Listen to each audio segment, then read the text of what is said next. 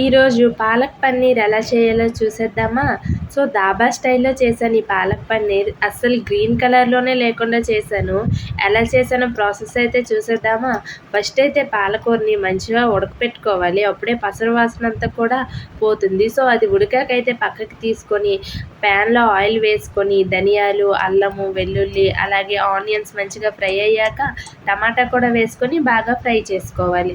అన్నీ మంచి ఫ్రై అయ్యాక ఒక మిక్సీ జార్ తీసుకొని ఫస్ట్ మనం ఉడకపెట్టుకున్న పాలకూర ఇంకా ఈ ఫ్రై చేసిన ఐటమ్స్ అన్నీ కూడా వేసుకొని మిక్సీ పట్టేయాలి. తర్వాత మళ్ళీ అదే ప్యాన్లో కొంచెం ఆయిల్ వేసుకొని పన్నీర్ని ఫ్రై చేయాలి.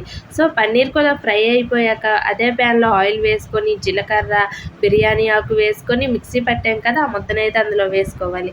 అందులో పసుపు, ఉప్పు, కారం వేసి బాగా కలుపుకొని మంచిగా ఫ్రై చేసుకోవాలి. ఇది ఎంత బాగా ఫ్రై చేస్తే అంత టేస్ట్ వస్తుంది. పసరు వాసన అంతా కూడా పోయేంత వరకు ఫ్రై చేయాలి. అందులో కొంచెం వాటర్ వేసుకొని మనం ముందే ఫ్రై చేసుకున్నాం కదా ఆ పన్నీర్ని కూడా అందులో వేసి ఉడకపెట్టేయాలి.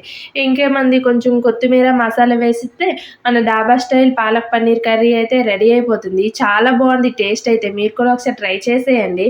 వీడియో అయితే నచ్చిందనే అనుకుంటున్నాను. సబ్స్క్రైబ్ చేసుకోండి అబ్బా.